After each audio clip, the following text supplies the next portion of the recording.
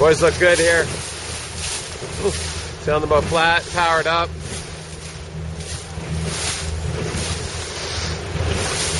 Got a shot to win this beat in the race with, ooh, look at the big righty here. Well, the getting's good. You guys are way on the edge. Doug's taking a look.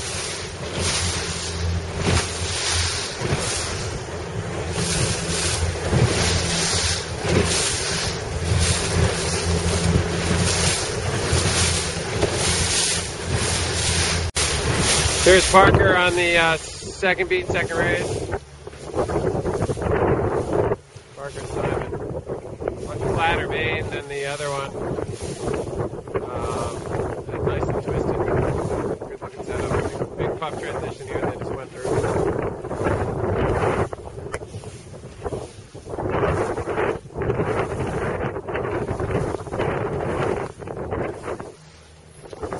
Nice job Parker did keeping the boat flat through that attack.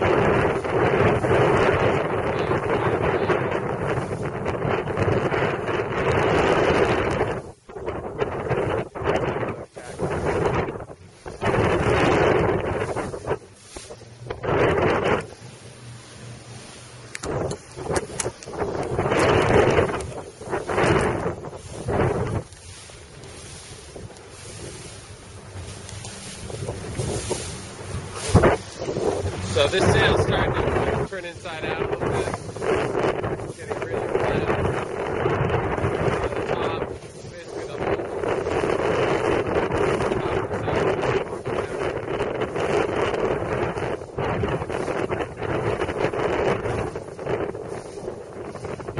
when your sail starts looking like this, it's really good.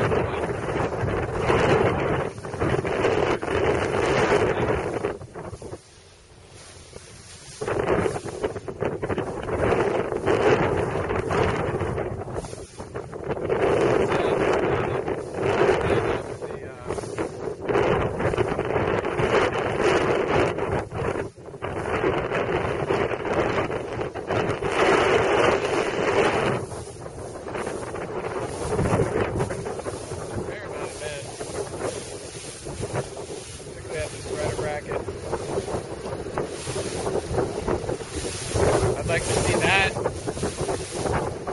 we're going to use that main in this condition, you want to have a little bit straighter rig, I think.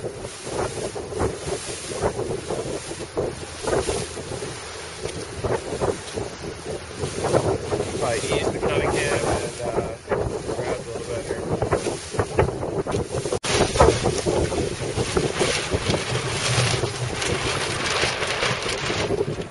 Not quite as flat exiting that one.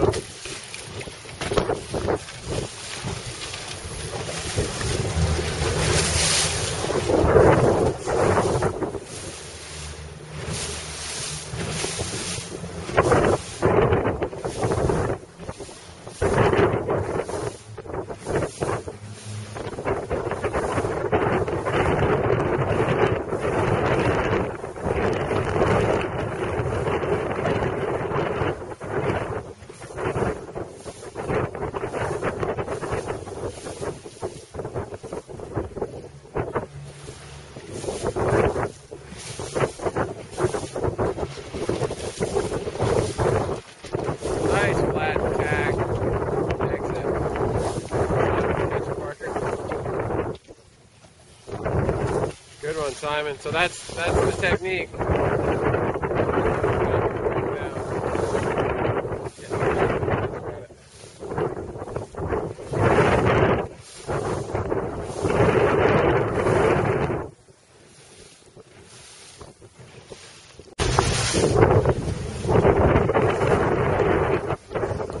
Dip looks pretty nice.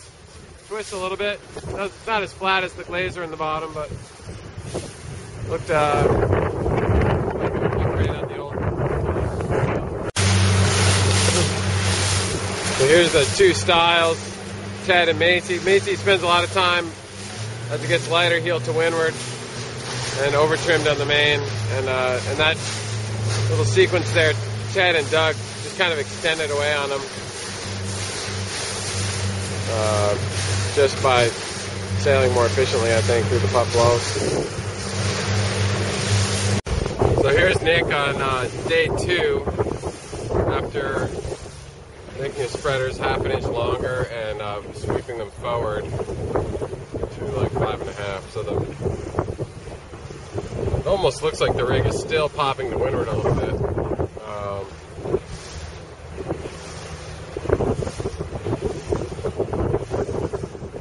It's better than yesterday.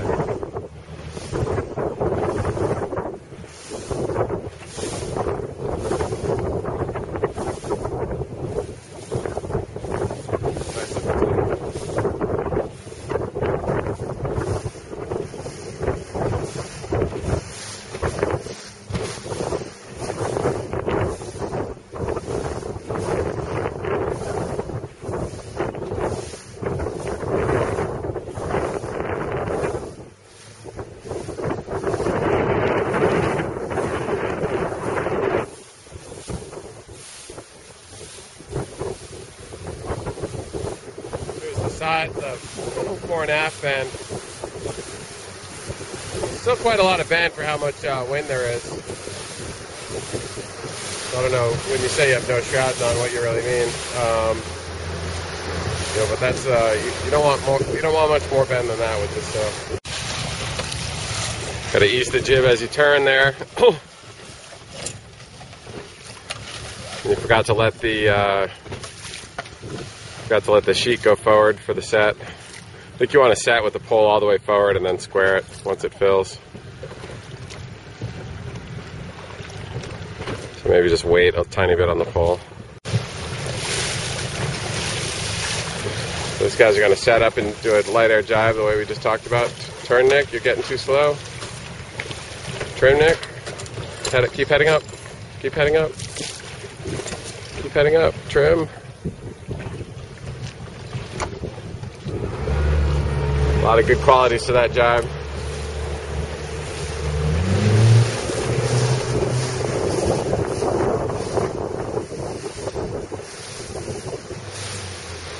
So that looked pretty good. I think you can turn the boat a little faster and more consistently on the front half of the jibe, so that it's a smooth turn down. Like you're getting a little bit slow by the time the boom comes over, but just try to have it be this, steady turn down.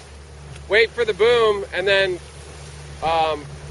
just use the amount of riding force that you have. Like that throws the boom. Don't touch the boom. Okay. Turn until it wants to come, and then get out of its way. Okay. Okay. Try that. And then when the boom comes, stop your turn.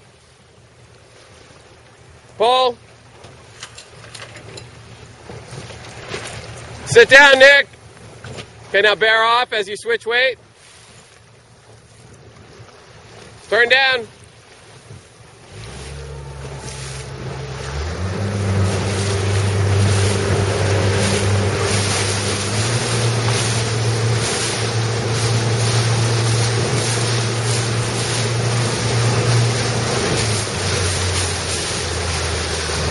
Okay, that was really a lot better. You saw how when you let the boom come when it wants to, you end up on the right exit angle. Okay, and I thought you did a nice job balancing the weight, Nick. If that was kind of a reaching jibe, you would exit a little higher and just sit down. But okay. So the refinement comes in getting back down to the down angle as soon as you can. So ideally we come out a little heeled, that sits down and we arc down. Yeah, you make it just one smooth thing from the end of the jibe where the boom comes over, pull goes out, you get a little bit of acceleration and just smoothly roll that down to the same angle like you're sailing right now. Let's try one more.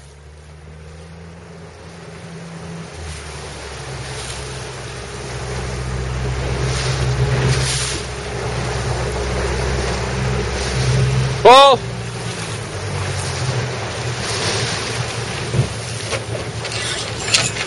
Nice. Now smoothly bear down.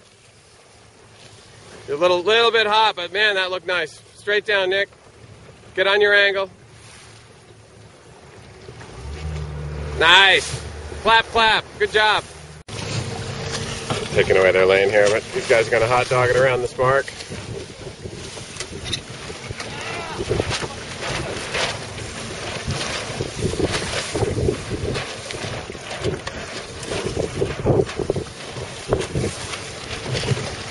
Actually going to make it just nice. So you see how deep they left that turn to hit the mark perfect. That actually was a really nice rounding. Like path-wise. You know, you can see how far away they turned at that mark, and it ended up being the right spot. With this, we're actually going to have a good, well, one dissenter, but talked about compressing the starting line, limiting it to 30 or 40 seconds at most.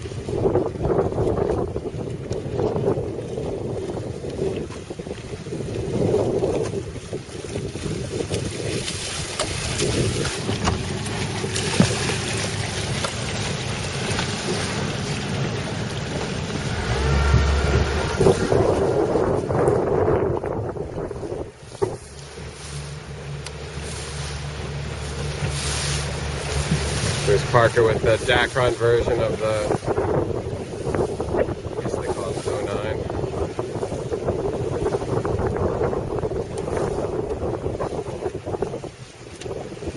It's nice. It's definitely deeper than the other one, than the tan sail.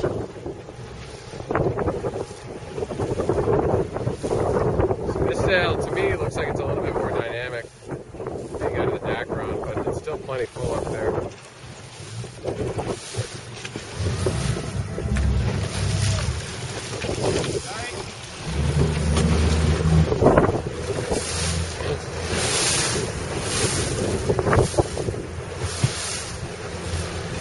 So as he's stepping over the side, he banged pretty hard in the sail. The load on the cloth seems to be making that sail stretching and fit nicely. Ah! Brutal. Do your circle, son. Gotta do your circle, Parker.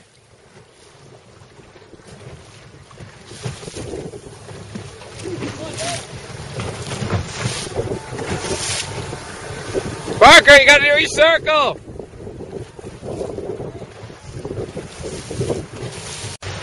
Here's John and Gareth. Each telltales are stalled. The top one's stalled about half the time. Plenty of depth in the foot. I would just like to see you ease the jib sheet a tiny little bit. And the main looks nice.